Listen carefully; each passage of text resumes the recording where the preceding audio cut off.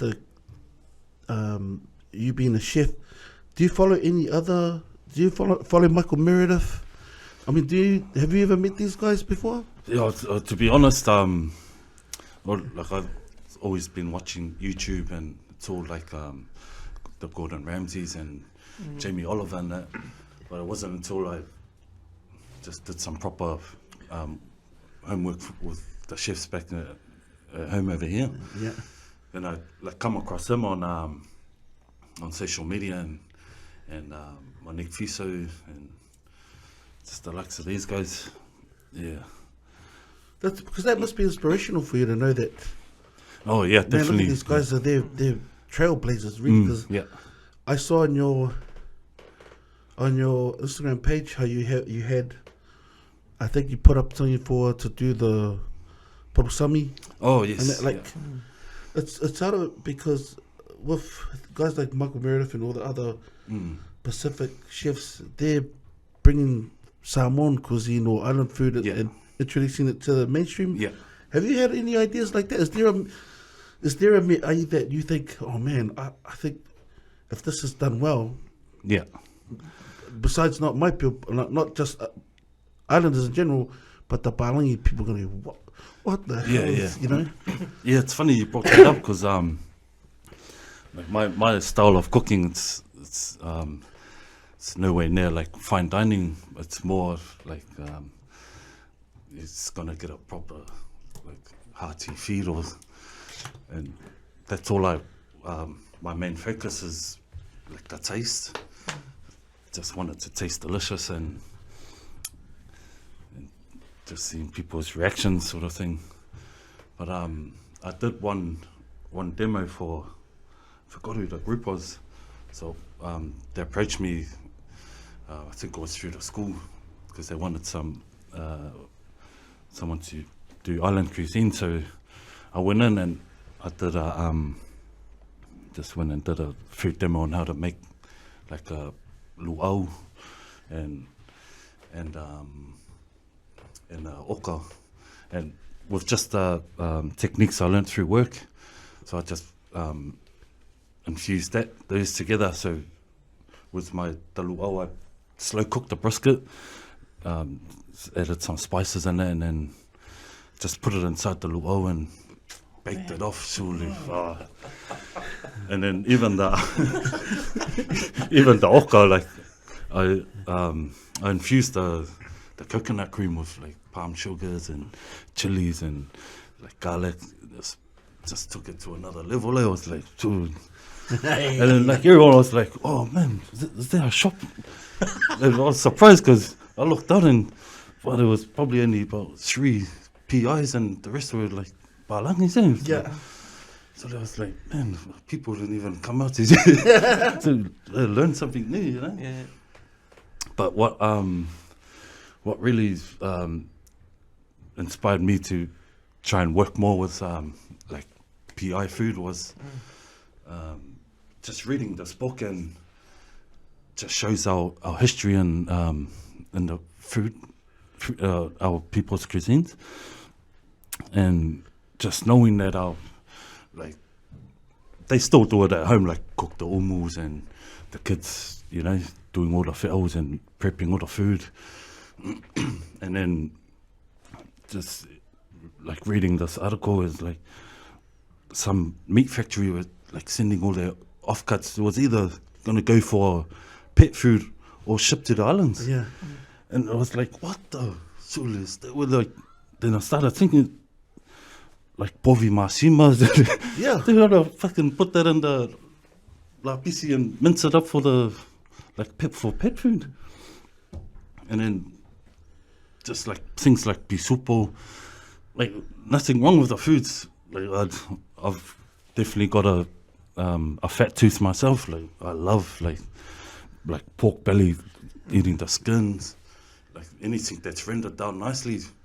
Nothing goes to waste unless it's bones or you know. But just looking into that, and so like when I make lamb, so I'll just try and eliminate all the fats of like a lamb shoulder, and then put that in my food.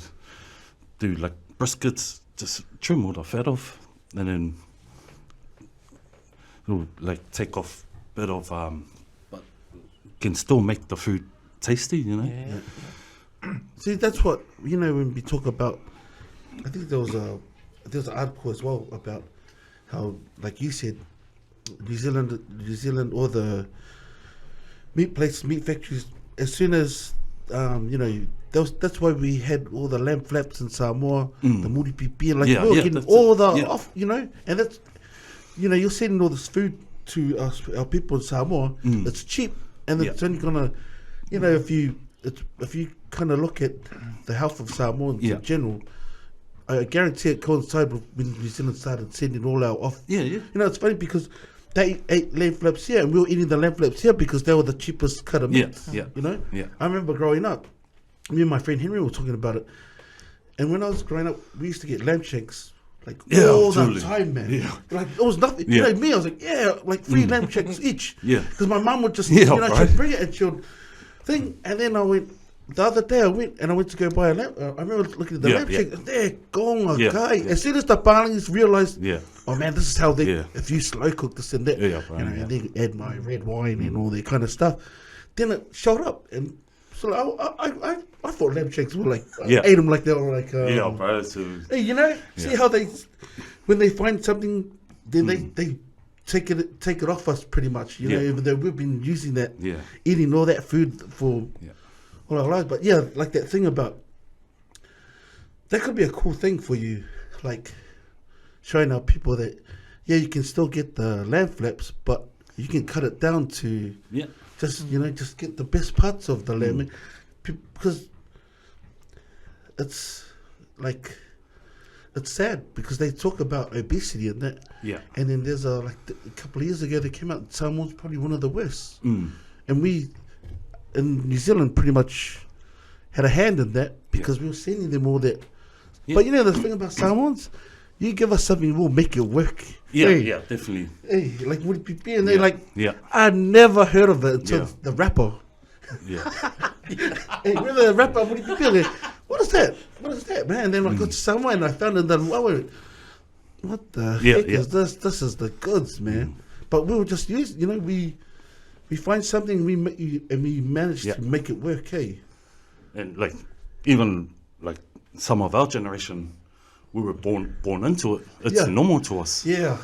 But like the way I think about it, I'm not sure if it's true. Like when they do send the food back, way back when they first started, I'm sure like our people were like always out fishing and like always active looking for their food or catching food. But now they're like, oh man, comes in a can. Son, you got the day off. Hey, and then he probably like, if I can just get enough to get 5 of these, I wouldn't have to wait. And then they started putting the lamb flaps in the 10-litre bucket. No, you're right. You're right. You know, Bovi Masima is another thing. You know, that's another thing that contributed. Remember, we used to always just get them. I remember, like, I know this is sad, but every time I knew there was a funeral or something, I'm like this. So Bovi Masima on Saturday table. You know, because you know they're gonna come and bring a baelo and that. And that's it's funny what you said, because now that I think about it, it is. We're born into it, We're born into this meat, Even in Samoa, when I was there, when I was staying there, like the cheapest meat was chicken. Everyone's getting chicken. The cheapest meat there. So that's why every house has got a fried chicken recipe. Hey, or the barbecues. You go the barbecue, you know the one in Silsila and that. So that was just to have a few beers in town and then go drop down the way home, grab a couple of, you know, because it's so convenient now, You know, it's out of it. If you look back at all the photos, like I look at my dad's photos, old photos when he was in Samoa, and everyone, sort of, they're all built like, sort of like they work out or something, like, because they didn't have that kind of meat back there, man. They were just working the land. They always had to be active to feed the family, so. That's right, And then